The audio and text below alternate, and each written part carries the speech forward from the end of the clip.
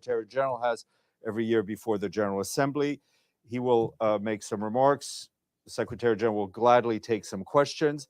And as a reminder, we have our interpreters in Spanish and French as well. Sir, please. Good morning.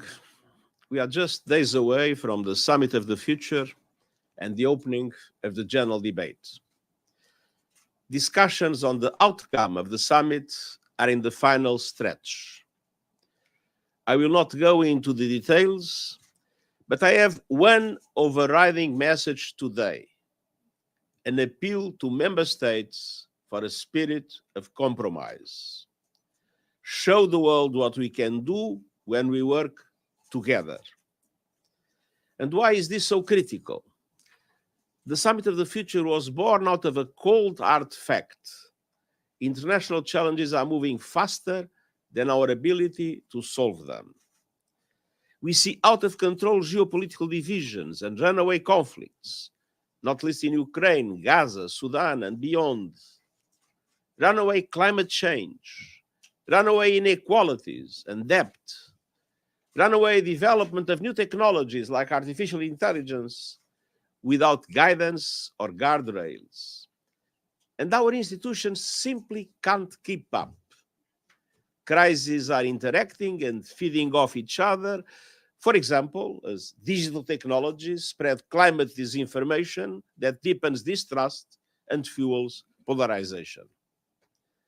Global institutions and frameworks are today totally inadequate to deal with these complex and even existential challenges. And it's no great surprise. Those institutions were born in a bygone era for a bygone world. So many of the challenges that we face today were not on the radar 80 years ago when our multilateral institutions were born. Our founders understood that times would change. They understood that the values that underpin our global institutions are timeless, but the institutions themselves cannot be frozen in time. The architecture of global problem solving was never meant to be preserved in amber. The peace builders of the 40s could not have predicted the changes that have swept over humanity over the past 8 decades. The independence movements and breathtaking economic and geopolitical rise of many developing countries, the catastrophic consequences of climate change, space exploration in all its dimensions, the internet, smartphones, and social media, all boosted by artificial intelligence. Like our founders, we cannot know precisely what the future holds, but we don't need a crystal ball to see that 21st century challenges require problem-solving mechanisms that are more effective, networked, and inclusive.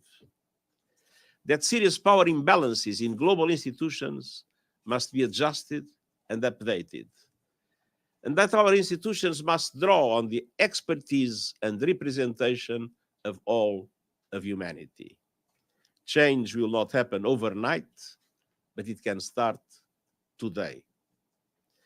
And when we look at the work that was already done in preparation for the Summit of the Future, we see potential breakthroughs on a number of important fronts. The strongest language on Security Council reform in a generation, and the most concrete steps towards Council enlargements since 1963. The first step of governance measures for new technologies, including artificial intelligence in all their applications, with the UN at its center. A major advance in the reform of the international financial architecture, with the most significant language yet strengthening the role of developing countries. A step change in financing the Sustainable Development Goals and the commitment to advance our SDG stimulus, multiplying the resources available to developing countries. And the list goes on. It would be tragic if all of these would be lost. And I hope member states will do everything possible to get the Pact for the Future, the Global Digital Compact, and the Declaration on Future Generations over the finish line. We can't create a future fit for our grandchildren with systems built for our grandparents. The Summit of the Future is an essential first step towards making global institutions more legitimate, effective, and fit for the world of today and tomorrow. It cannot fail, and I urge member states to seize this opportunity, and I thank you. First question to Valeria Rebecco. Thank you, Steph. Thank you, Secretary General, on behalf of the United Nations Correspondent Association for this press conference. It's always great to see you. My question is on Middle East. What happened in Lebanon and Syria is just another example. Lebanon and Syria with Hezbollah. And Syria. Yes. Is just another example that the situation is getting worse instead of getting better. So you refer to the devices. Yes. Do you have any sign or at least any hope that next week with all the leaders in New York, it will be possible to make some progress toward peace? And are you planning to see Prime Minister Netanyahu of Israel? Thank you so much. First of all, as I've been clarifying all the time, I'm ready to receive all the heads of state and government that will come to New York if they want that to happen. So that question is to be asked to Prime Minister Netanyahu. But I think it's very important to take profit of this week for a number of contacts aiming at the escalation of the situation in Lebanon. And I think that what has happened is particularly serious, not only because of the number of victims that it caused, but because of the indications that exist that this was triggered, I would say, in advance of the normal way to trigger these things, because there was a risk of this being discovered. Because obviously, the logic of making all these devices explode is to do it as a preemptive strike before a major military operation. So, as important as the event in itself is the indication that this event confirms that there is a serious risk of a dramatic escalation in Lebanon, and everything must be done to avoid that escalation. Thank you. Sherwin?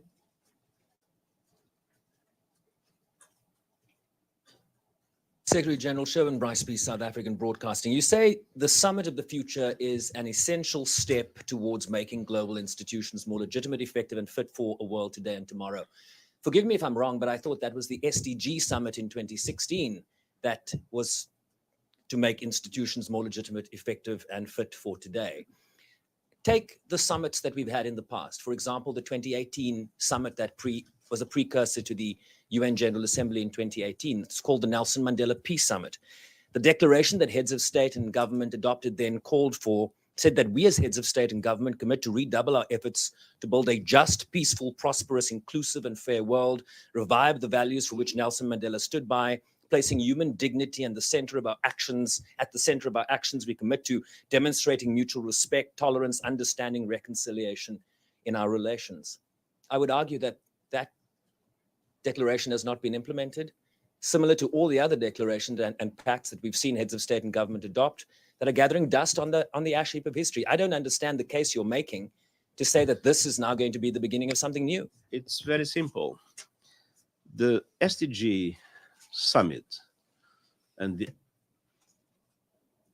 SDGs themselves and all the declarations you mentioned are about the what is needed. The Summit of the Future is about the how.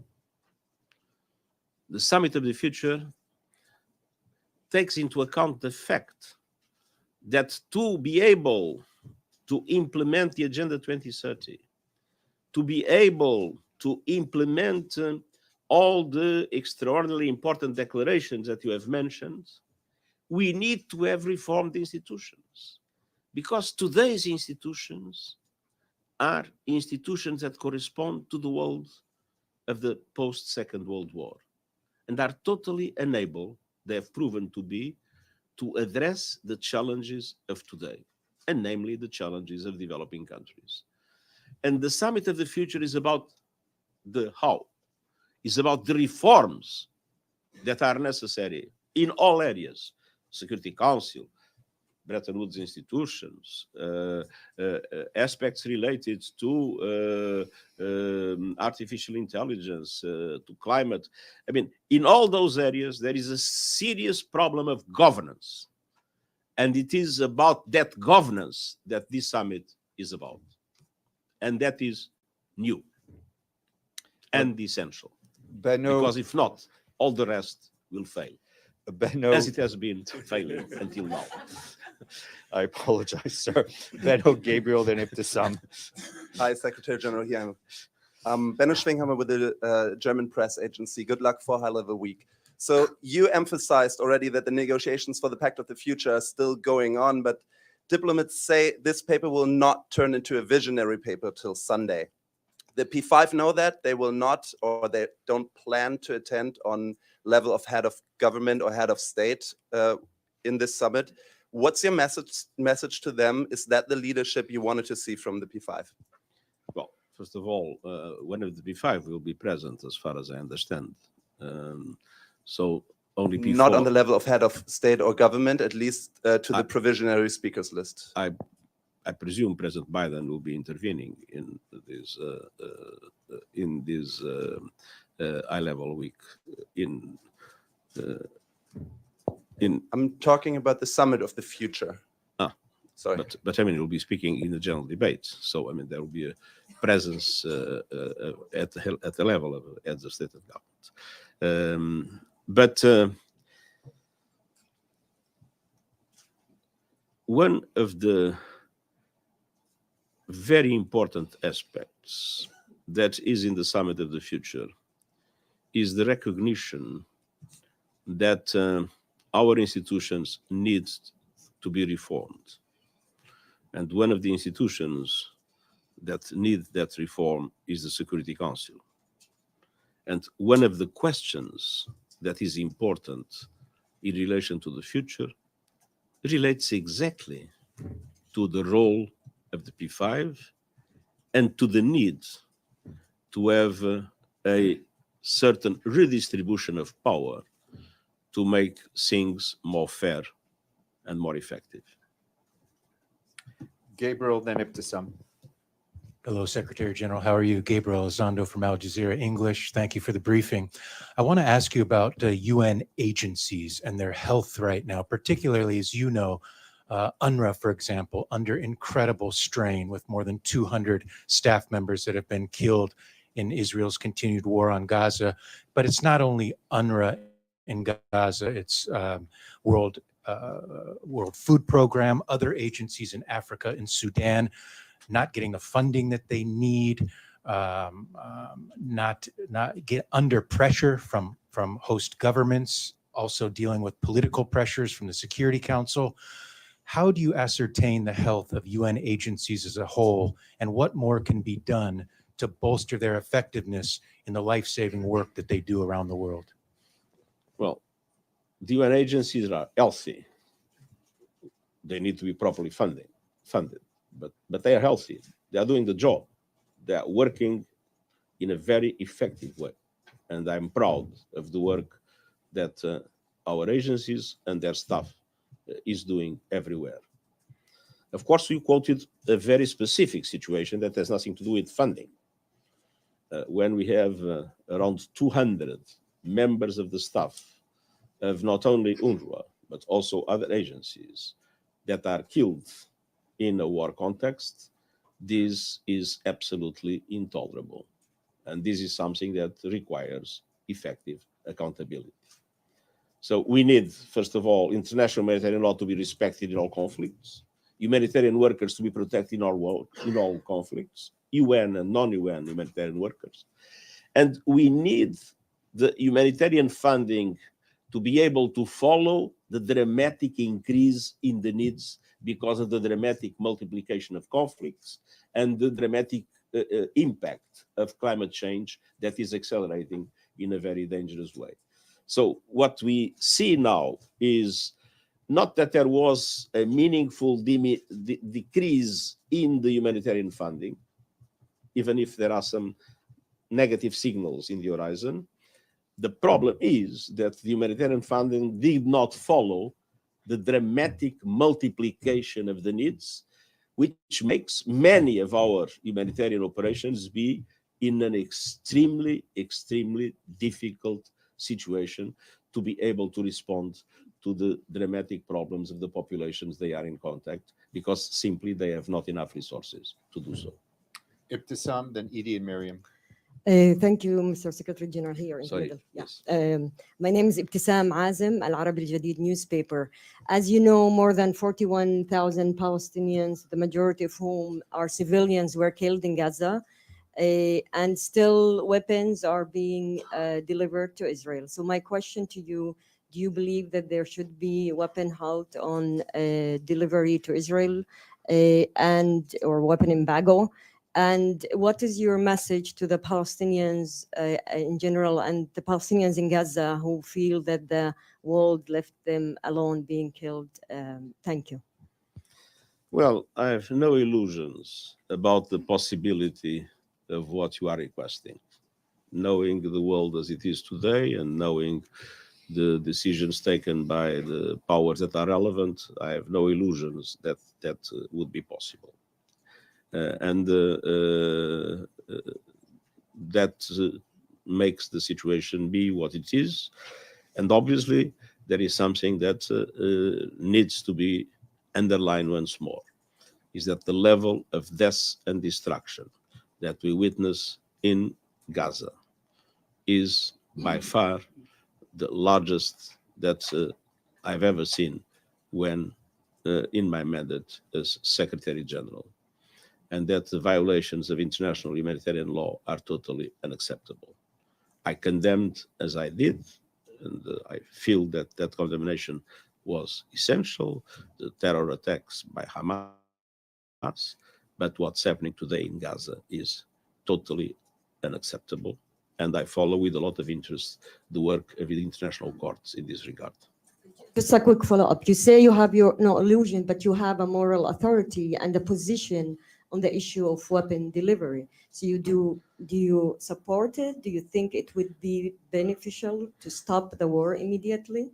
I think that that will not happen, and I'm more concentrated on the things in which I believe we can make a change in the immediate. Edie, Miriam, then Talal. Thank you very much, Mr. Secretary General. You are bringing world leaders together to press for a multilateral future where countries work together. And yet we have two major wars in Gaza and Ukraine, a war in Sudan, and many others, and with exploding pagers in Lebanon and Syria yesterday. How worried are you that instead we may be heading toward World War III?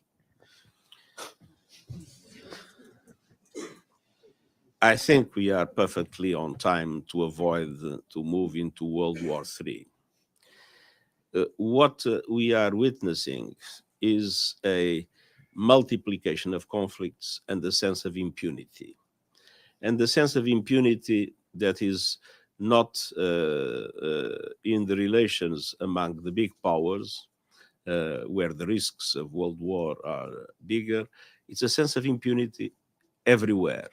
I mean, any country or any military entity, militias, whatever, feel that they can do whatever they want because nothing will happen to them.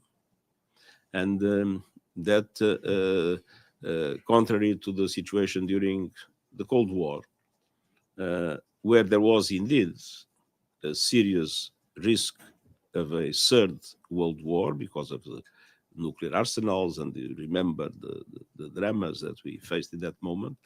But at that time, it was true that there were some guardrails, that there were some norms, and when things would get out of control, the two superpowers would come together and solve the problem. Today, this no longer exists. And the fact that nobody takes even seriously the capacity of the powers to solve problems on the ground makes the level of impunity an enormous level. So I'm much more worried with the dramatic impact in the life of civilians, women, children, elderly people, everywhere, from Sudan, from Myanmar, from Gaza, than of the risk of the Second World War, of the Third World War, that I still believe we have all the conditions to avoid. Miriam, Talal, and Maggie. Thank you, Steph. Mr. Secretary General, Mariam Ramati, Afghanistan International News Channel. My question is on Afghanistan. As you know, right now, your recent report on the situation in Afghanistan is being discussed at the Security Council. Rosa Otunbayeva is here. As you know, the situation is getting worse. Women are completely removed from the societies. Situation on human rights is dire. Medias are banned, and the Taliban are jamming satellite channels, including my channel, Afghanistan International.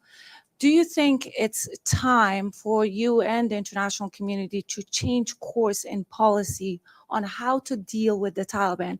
It seems that they don't want to work with you. Thank you. This is a matter of great interest to me in particular. We will have a meeting during the high-level week in which I'll be present, especially on the horrible violations of the human rights of women, that I consider the most horrible aspect of the present regime. But of course, we are extremely concerned with all human rights violations, and we are extremely concerned with the lack of inclusivity in relation to other ethnic groups within the context of the governance mechanisms of the country, as we are concerned about the risks of the country being a supporter of terrorist organizations able to act in other countries. And so it is our intention, and that is the reason why this meeting will take place. It is our intention to be more, I would say, effective, as much as we would be able to be more effective in doing everything possible to revert these situations, knowing that it will not be easy because the Taliban at the present moment have a full control of the situation in the country. Maggie, then Joe, and then Deji. Oh, sorry, Talal. Sorry, Talal. How could I miss you? I apologize. Mr. Secretary General, thank you very much. It's good to see you. The war in Sudan has been raging since the 15th of April 2023, with many people injured, many people losing their lives, millions are refugees in the surrounding countries, and even more displaced within the country. Can you brief us, where are we now from finding a way to implement a ceasefire in Sudan, especially in the presence of General Al-Burhan during this session of anger? Do you have new plans, or we go on talking and talking while people losing their lives every day? The description that you have made is the exact example of the situation of total impunity that I mentioned in the previous question that was made by the distinguished representative of Associated Press. I mean, the truth is that you have two generals and you have two groups, one army and one paramilitary institution, that are fighting each other without any consideration for the needs and the dramatic impacts of their people. The level of hunger is spreading terribly in Sudan. The number of people killed and maimed is increasing dramatically. And as a matter of fact, all this is done with total impunity, plus the interference of a few other countries that also have some, interests apparently in relation to these developments in Sudan. We had a number of initiatives, the so-called Jeddah process. We had the Bahrain-Manama process. We had the African Union initiatives. We have the Arab League initiatives. We have the summit in Djibouti. We have the high-level panel of the African Union. And we are all working together. As you know, my special envoy, Lamamra, managed to have in Geneva the two groups at the same time, but not talking to each other. The problem is that in all those initiatives and in all those attempts until now, there was really no progress at all in relation to the central question, which is, of course, a ceasefire and the opening of a political process. No progress at all. And this is something that, of course, if I will have the opportunity to do so, I will express my enormous frustration to the two leaders, and if one is coming, to the one that is coming. It's absolutely intolerable that things go on and that the international community is totally unable to sometimes some improvement here and there in relation to conditions of humanitarian access, sometimes here and there some promises in relation to the protection of civilians, but in practical terms, huge violations even of these promises. And then the most dramatic is that no progress at all in relation to what really matters, and that is a ceasefire and the beginning of a serious political process. Maggie, then Joe. Secretary General, it's Margaret Bashir with Voice of America. Just continuing on with Sudan then, you said that the question is the ceasefire and opening a political path. What role do you see for the United Nations specifically in achieving that? There seems to be a lot of players, but can the UN play a uniting role amongst all of them? Where do you see the UN in this process? We are extremely active in all the processes that I mentioned, and even trying to promote initiatives to be more effective in bringing the international community together. But I have to say, I'm deeply frustrated with the fact that the present situation is such that the two parties feel that they can do whatever they want, that nothing will happen to them. And this is the situation of impunity that, unfortunately, we see in other parts of the world. Joe, then Deji. Joseph Klein, Canada Free Press. Thank you for this briefing. Right there. I'm here. Go ahead. Yeah. Senior Hamas officials have said recently that Hamas intends to maintain a dominant role in a post-war Gaza, and that while Hamas is ready to work with the Palestinian Authority on civilian matters, Hamas's military wing and internal intelligence forces are off limits and would remain under Hamas's control. Given the UN's vision of a post-war Gaza under Palestinian Authority control, what is your view on whether Hamas's expressed intentions to maintain its control post-war are an obstacle to peace, as well as Hamas's rejection of successive ceasefire proposals? Thank you. Our position is very clear. We hope that there will be an end to this horrible war, that finally there will be a ceasefire.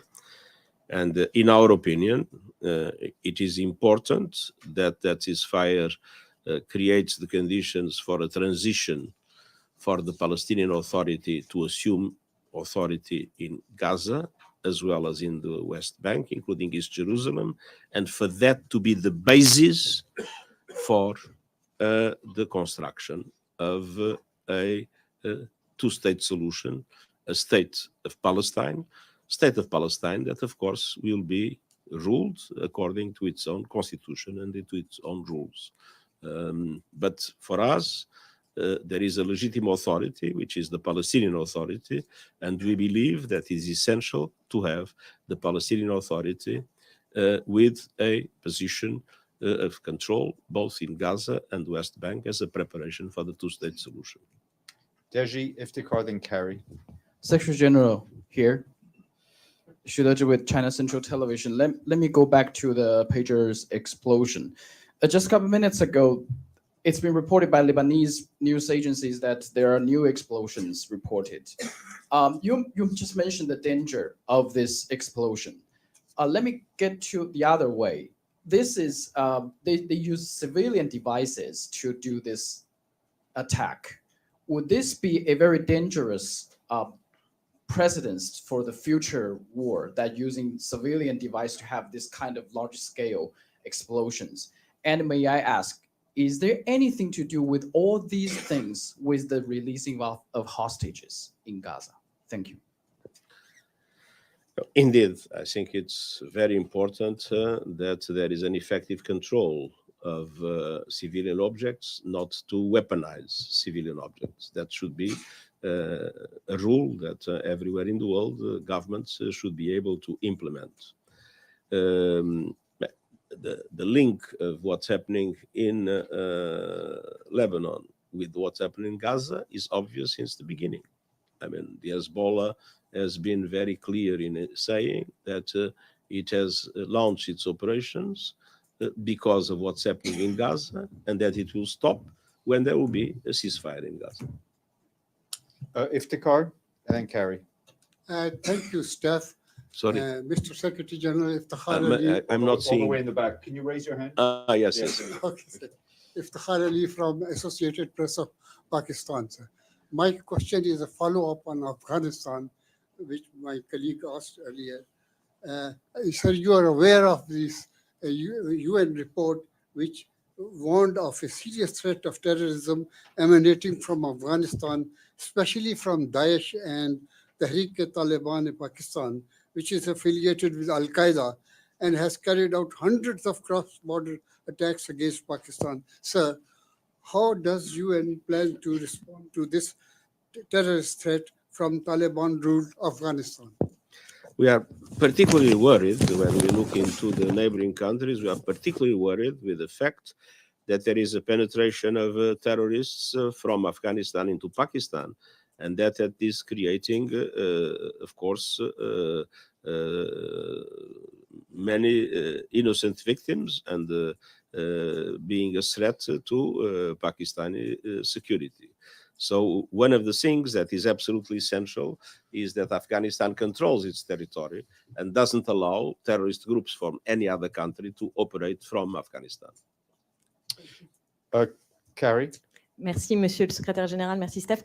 Merci pour cette conférence de presse. Carrie Naughton pour Radio France Internationale. I give 2 seconds to my colleagues to grab their translation device. It's not going to explode. Haïti, ça va être l'une des grandes crises discutées en coulisses la semaine prochaine. Haïti. On le sait, seuls 6 pays ont pour l'instant versé 68 millions de dollars en cash pour soutenir la mission multinationale de soutien qui est menée par le Kenya. On le sait aussi, les États-Unis réclament que cette force soit éventuellement transformée en mission de la paix maintenant, alors que les policiers de l'ONU, a priori, rien n'est prévu pour qu'ils fassent de l'anti-gang. Qu'est-ce que vous pensez qu'il est souhaitable pour Haïti, à votre avis? Que souhaitez-vous voir se concrétiser la semaine prochaine? Ce qui est souhaitable, c'est que les pays puissent regarder Haïti comme une tragédie humaine qui se prolonge avec une histoire qui est bien connue et où il y a beaucoup de responsabilités pendant des dizaines, même plus d'un siècle, au-delà d'un siècle de vie. Ce qui est souhaitable, c'est que des pays assument la responsabilité de financer proprement l'opération qui est en cours. Je dois dire que pour moi, c'est absolument incompréhensible quand on me dit qu'il n'y a pas d'argent. Bon, s'il y a une banque très proche d'ici qui est en train d'être en risque de faillite, il y aura probablement une mobilisation de milliards et milliards pour sauver la banque. Quand on décrit les guerres et les armes dont on a parlé pendant cette conférence de presse, il y a des milliards et des milliards toujours disponibles pour ce qu'il faut. Et pour une petite opération en Haïti, où il nous faut quelques centaines de millions de dollars pour garantir la présence de cette opération, il n'y a pas d'argent. Ça, je n'accepte pas. Bon. Et après, on dit, comme il n'y a pas d'argent, bon, mettons une opération de maintien de la paix, parce que là, il y a des contributions obligatoires. Bon, je dois vous dire, pour moi, il y a une question morale. Si le Conseil de sécurité et le gouvernement haïtien sont d'accord que parce qu'il n'y a pas aucune autre solution, nous sommes prêts à travailler d'accord avec les instructions du Conseil de sécurité. Mais je dois dire que c'est un peu difficile de comprendre qu'on puisse discuter une opération de maintien de la paix là où il n'y a pas de paix à maintenir, seulement parce que, apparemment, ce n'est pas possible de trouver l'argent nécessaire pour une des situations humanitaires plus désastreuses dans le monde. Ça, pour vous parler en toute franchise, ça c'est quelque chose qui me enfin, que je sens très, très fortement. Mais est-ce que ce sera efficace, une mission de maintien de la paix en Haïti? Si ça peut pas faire, si les policiers de l'ONU ne peuvent pas faire de l'anti-gang, est-ce que c'est une vraie solution? Comme je vous ai dit, nous sommes prêts à faire tout ce que le Conseil de sécurité, avec l'accord du gouvernement haïtien, puisse nous demander. Ça ne veut pas dire que nous n'ayons pas une opinion sur ce qui se passe en Haïti. Augusta, then Marta. Muito obrigado, Secretary-Geral. I'll switch back to English now because I know we don't have a Portuguese translator yet. This is Augusta Saraiva with Bloomberg News. I wanted to follow up on Valeria's question on your relationship with Israel. Right now, what do you think, what is necessary for the UN to mend its relationship with Israel? And in practice, how much worse is the fact that there is no direct line between you and Prime Minister Netanyahu making things how much harder is it making things on the ground for the UN? There is a relationship between Israel and the UN. I have a special envoy in Jerusalem that is the UN authority in contact with the government and the institutions of Israel. We have a country team in the occupied Palestinian territories that, of course, is in permanent contact with the Israeli authorities. The Security Council has decided that there will be a special coordinator, and I appointed Sigrid Kaag, that is in permanent contact with the Israeli authorities. And I myself have been in contact in different moments with several high-ranking Israeli officers. So the contacts exist, the relationship exists. It is true that the action of the UN agencies, humanitarian agencies, namely in Gaza, has suffered a systematic set of obstacles from the Israeli authorities. And it is also true that my position and the position of the United Nations bodies in relation to what is happening in Gaza, independently of the condemnation that we made about the Hamas attack. What is happening in Gaza is unacceptable. Thank you. Marta, and then Thank you, Steph. Hello, Marta Moreira, da Agência Lusa de Portugal. Podemos falar em português ou tem que ser em inglês? Pode, à vontade. I know we don't have translator, but the question is about Portugal. Senhor Secretário-Geral, não. Como sabe, Portugal está a arder, o norte e o centro de Portugal estão a arder, grandes incêndios. A minha pergunta é sobre a questão ambiental e a questão das alterações climáticas. 7 pessoas morreram, muitos milhares de hectares ardidos. Pergunto-lhe se está a acompanhar esta situação, se acha que está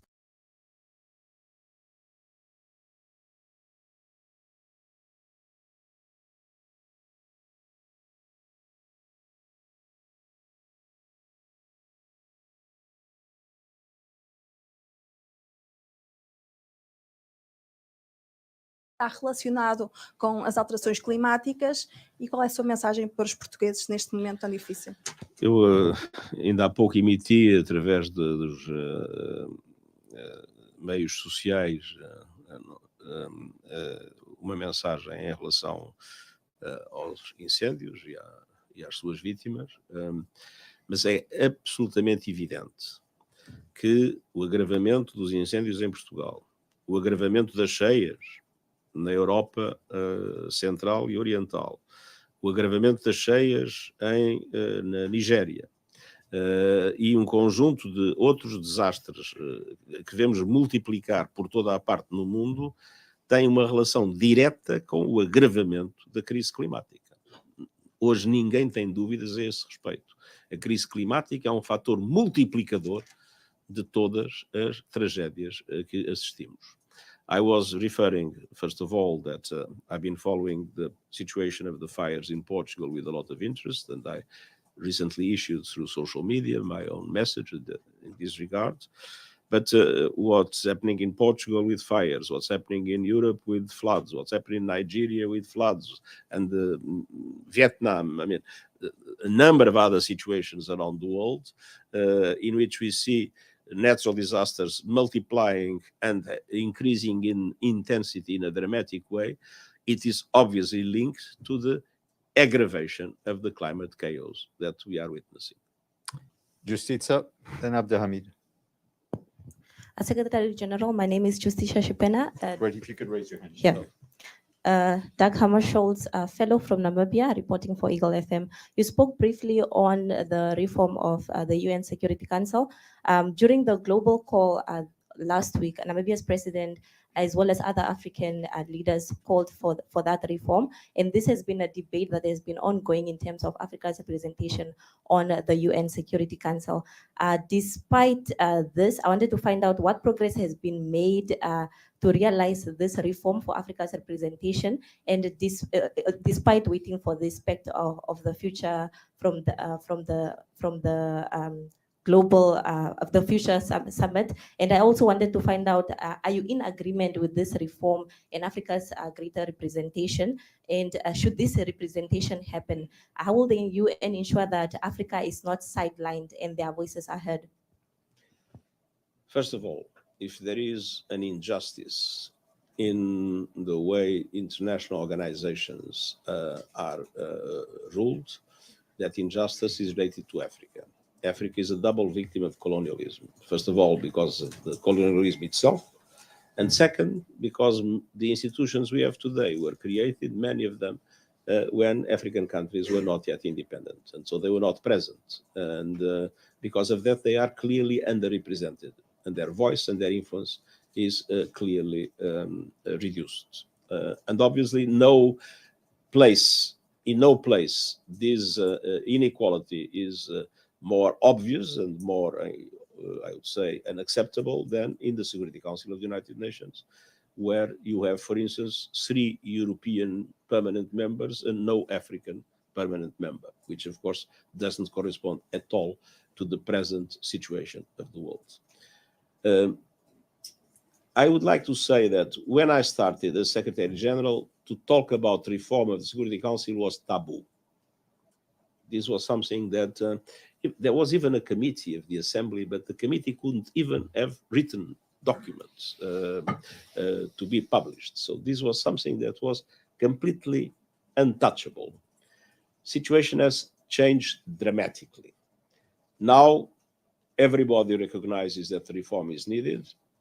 And we had recently a meeting of the Security Council, in particular in relation to Africa, where all members of the Council, including the P5, recognized the need to have an African representation at the level of permanent members of the Security Council, plus also an increase in the non-permanent members. And recently, the ambassador of the United States announced that the US would support 2 permanent members of Africa. And in the text that is at the present moment being discussed for the Summit of the Future, there is a very clear and strong commitment that, of course, if approved, will veiculate the United Nations in relation to that African presence and in relation to the reform of the Council in itself. So I think that we have witnessed enormous change. And now we need to make sure that the concrete things that need to be done are effectively done. And this means work for the UN, and this means work also for the African Union, the African continent, in the selection of their representatives as soon as a decision of the reform is taken. And I hope that we are witnessing an acceleration in that direction that I would like to see with results produced in the short term. Abdelhamid. Thank you, Mr. Secretary General. Abdelhamid Sayam from the Arabic Daily, Al-Quds Al-Arabi. Sir, in a few minutes, the GA will vote on a comprehensive resolution introduced by the Palestinian state, as you know. And this resolution is like a blueprint for ending occupation within 12 months. The resolution includes many instructions to you personally and to the UN and UN agencies to deal with Israel according to this resolution. Are you planning to cooperate? Or would you put that report in 3 months? How the UN will behave after this resolution? And what are you planning to deal with Israel according to that illegal occupation? Illegal settlement must be evacuated and must end within 12 months. First of all, thank you. We fully abide by the decisions of the International Court of Justice. We fully respect also and recognize the need for them to be respected by everybody, the opinions issued by the International Court of Justice, and I will implement any decision of the General Assembly in that regard, without any doubt. Kyoto, you? Hi, Secretary General. Thank you for your briefing. My name is Yu from Kyoto News, Japanese media. My question is about reform, Security Council reform, especially about the veto. So what do you think about the veto? As you know, U.S. ambassador said it, no P5 member want to let it go. So what do you think about the veto? And one more, so to complete reform, so do you have any timeline or do you have any deadline to complete Security Council reforms? Thank you. First of all, we have to approve the resolution, the Pact of the Future. So that's the first step. So I cannot give you a time framework when I do not know even if the first step will take place. But it is absolutely essential that that moves forward. Now, if you think that I like vetoes, obviously I don't. If you think that I'm convinced that it will be possible to abolish the veto, I would be lying to you. I think that it is easier to have an agreement on the expansion of the Council, on the new permanent members, and on a number of, I would say, improvements in the transparency and procedure of the Council, and in the increased role of the General Assembly I think all those things are possible, and I'm hoping for progress in all of them. I am skeptical about the possibility to have an abolition of the veto. That doesn't mean, as I said, that I like it. We're going to squeeze in a few more questions. Sirife, Celia, and then Richard. Secretary General, I'm Şerife Çetin from Anadolu Agency. I have the urge to ask in Turkish, but I won't leave it to the future, maybe. Please allow me to offer my condolences to all the UN workers that have been killed in Gaza. And as the number of casualties show, we can all see that the United Nations is trying its best to alleviate the situation in Gaza and deliver aid. But as it has been mentioned before in this room as well, your voice is also your power. So I want to know if you feel the international community is doing enough, and do you have a specific and concrete call for the member states regarding Gaza? Thank you. Well, I don't think it's doing enough, and our call in relation to Gaza is to put pressure to stop the war as quickly as possible, and that has been our position since the beginning. But I would like to say something about what you have mentioned. We insist that all humanitarian workers that are killed in a war situation should lead to a serious investigation and to effective accountability. If this is true everywhere, it is particularly true in Gaza, where the number of humanitarians killed is unparalleled. I've never seen any other part of the world in which so many people were killed. And I think that if there is something the international community should be strongly committed, is to put all pressure for that accountability to take place. Celia, then Richard. Mr. Secretary General, here. Celia Davaren, Africa Confidential. What do you say, what do you answer to those who say that the summit of the future is a well-orchestrated way? Sorry, I couldn't understand. Those who say the summit of the future? Is a well-orchestrated ruse to divert attention away from prior commitment, meaning that it's a way to not paying attention to the real problem. Well, we can say everything about, but the summit of the future is about the need to have effective governance of artificial intelligence. Isn't that a serious problem of today's world? The summit of the future is about accelerating the fight against climate chaos. It's not that a serious problem of the world that needs to be addressed. The summit of the future is about the reform of the Security Council and of the international financial architecture. Isn't that something that we all feel it's absolutely essential? The summit of the future is about all the questions related to debt, lack of financial resources that are undermining the development of developing countries around the world. It's not a serious problem that needs to be addressed. The summit of the future is about the questions of disarmament, and especially the problems of weaponization of new kinds of technological devices. Is not that the use of autonomous weapons, for instance, is not that a serious concern for all of us? So I believe that if there is something today that addresses the real challenges that we face, or tries to address the real challenge that we face, it is the summit of the future. Richard? Mr. Secretary, Richard Roth. Where are you? All the way in the back. I was watching some video the other day of you leaving your home, and supporters of the Israeli hostages were talking to you, and you said, "I have no power." I don't know if that was about specifically the hostage story. How do you feel 9 years into this job? Compare it to your first day on the job. When you look in the Honorary Secretary General mirror in the morning, approaching UNGA yet again, and during one of the worst times ever for the UN, what are your feelings? Well, it is absolutely true that the Secretary General of the United Nations has very limited power. And it's also absolutely true that he has very little capacity to mobilize financial resources. So no power and no money.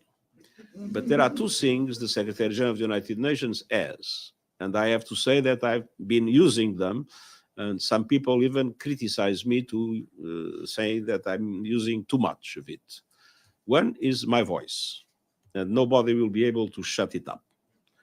And second is the capacity to convene people of goodwill to address and solve problems. And I'll give you an example. Artificial intelligence. We were able to convene the high-level body that met and that produced a report that will be published Friday, next week, Friday. Friday, Yeah. and that was given before to the co-facilitators of the Global Digital Compact, and many of its recommendations are already included in the text the co-facilitators prepared. And we managed to have together Americans, Russians, Chinese, and people from the global north and the global south. We managed to have together people from the companies, the governments, the academia, the civil society. We managed to have half women, half men, half north, half south. And they were by far the most representative group on artificial intelligence that was created until now. And that produced a set of conclusions that everybody recognizes are the first serious work on the possible levels of governance of artificial intelligence that, of course, as we all know, have their difficulties and their obstacles. So that convening power also exists, and I intend to use it as often as possible to bring together people of goodwill, governments, non-government organizations, business community, cities, to try to find solutions for some of the most dramatic problems that we have. So I do not complain about power and money, but I can guarantee that the voice will not disappear and that the convening power will be used as much as I'll be able to do so. One last question, Mercedes. Thank you. Mercedes Gallego with the Spanish Sorry, newspaper. I don't Hello, see you. I'm here. Yes. Hi, Mercedes Gallego with the Spanish newspaper El Correo. Regarding Hablamos en portuñol? that would be nice, but I don't think we have a translator We have for Spanish. that. We have Spanish translation. Yes, not for Portuñol. It's fine in English, thank you. Regarding the devices, last night or yesterday, regarding the explosion of the devices, are you concerned that the communication devices that UN workers are using could be potentially programmed to explode, like what we're seeing in Lebanon? And what kind of actions is the UN taking in this regard, technologically, and you personally, diplomatically, after what's happening, that you said it could be the prelude of a bigger military operation? Thank you. I didn't listen very well. Well, I think what precautions are we taking, and if this is the prelude to a wider conflict? About the devices. I'm sorry, in terms of the UN devices that your UN workers are using, also communication devices in terms of. We don't use those devices. No, but anyone, any device, cell phone, And, or any kind of transmitter can. we don't use those devices, and this time it's important to say that there is no member of the UN that had any of the device that exploded. So that is very clear. But it is obvious that we have a Department of Safety and Security, and one of the things we do is a complete checkup of the devices of different sorts, namely telecommunications devices that we distribute to our staff everywhere. So we take a lot of care about the security in relation to this kind of equipment. And diplomatically, what actions have you undertaken since yesterday? Since yesterday, I have not yet undertaken any diplomatic action, to be entirely frank, but because we issue the statement, and we will, of course, with our people also on the ground, prepare whatever actions will be considered necessary. Thank you very much. Thank you. Thank you very much. Mr. Secretary General, there was another set of explosions in Lebanon.